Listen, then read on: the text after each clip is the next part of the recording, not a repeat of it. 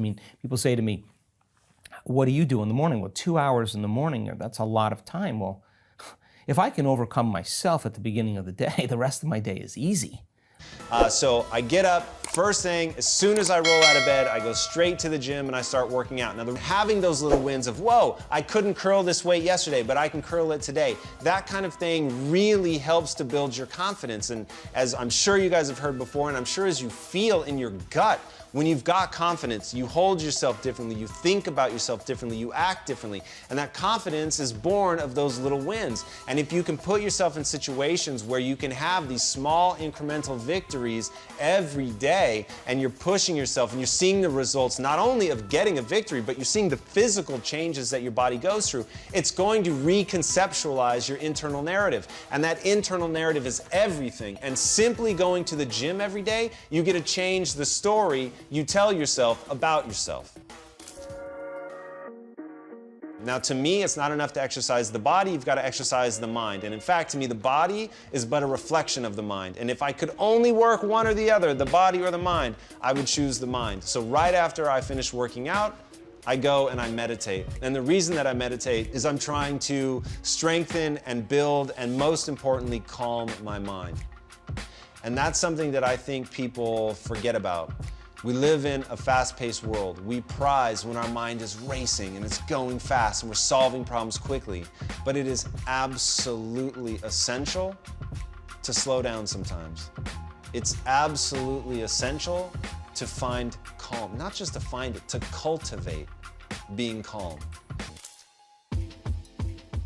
Then for me, it's heading straight into work. Now, the important part of this is that you need to have positioned yourself so that work is the thing that's helping you create your compelling future, because you're never going to rush in with enthusiasm to your job if you hate your job.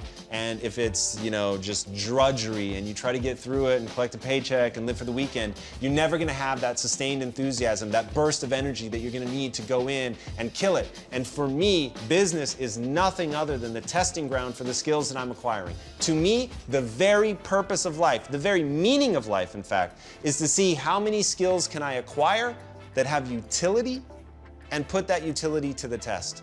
I meditate 20 minutes in the morning. I have a full glass of water. I plan my day. I just write down 3 business things that I want to be able to focus on and then 3 personal things. And that's a win for me. I don't have to go through a checklist of 200 things. If I just do these 3 things, it's a win for me. Even Will Smith, he says if 2 most important things, just run and read every day. Do something physically and something mentally to be able to keep yourself engaged and active. Remember how you had a job interview for a job? We've had several of them in our lives. What did you do the night before that job, weeks before the job interview, when you knew you had it? You prepared you had a bowl out for your oatmeal, your cereal, whatever you had in the morning time. Your coffee cup was out. Your clothes were laid out. You studied, you rehearsed, you were ready. You brought your best self.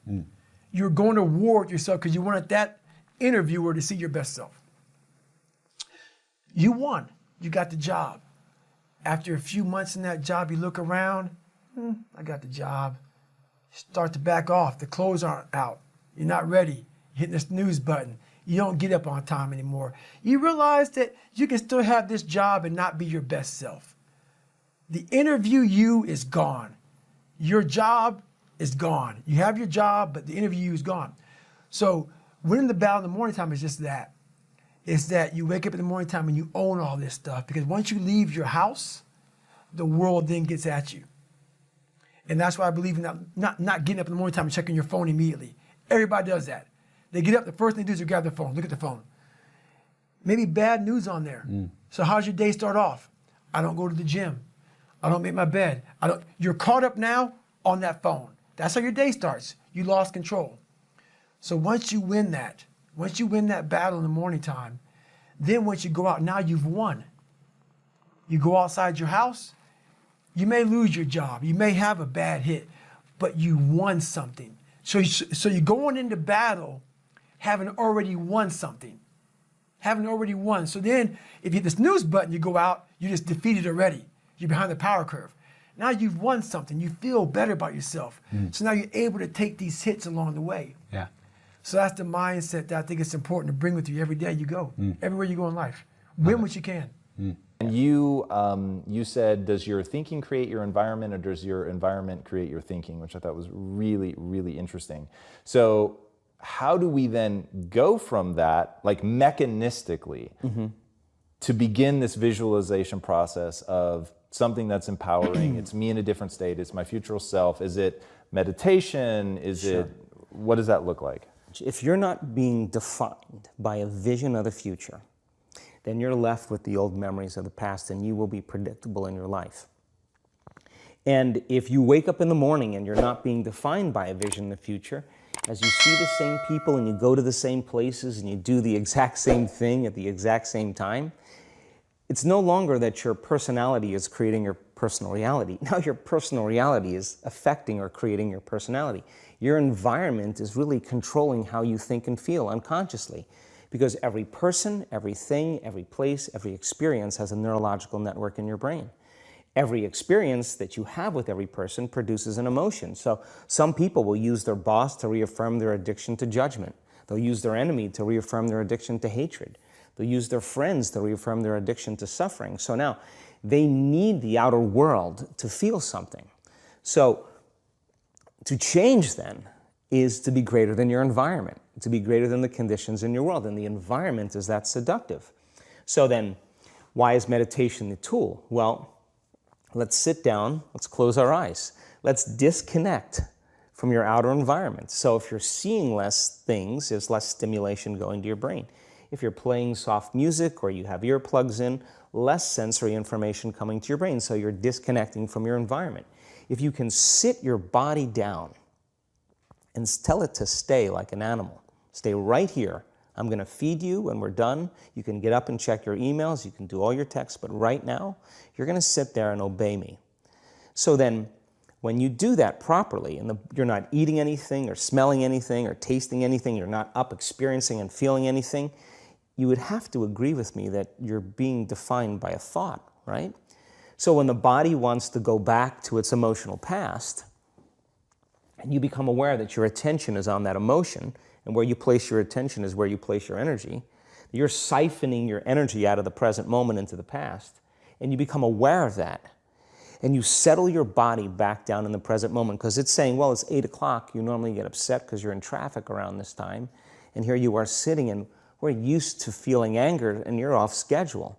Oh, it's 11 o'clock, and you usually check your emails and judge everybody. Well, the body's looking for that predictable chemical state.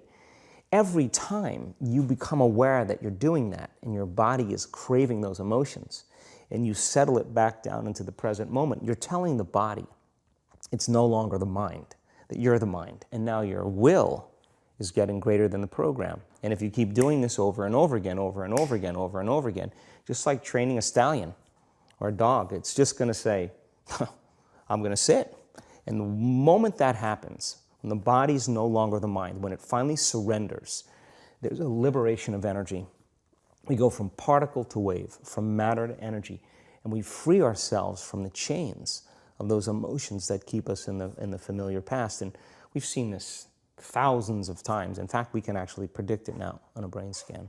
My very first thing I do when I wake up in the morning is I want to get my head right. I do this thing called priming. Now, some people get up in the morning and they meditate, and I think meditation is wonderful, but I haven't met many people that can not think thoughts. This is a different outcome.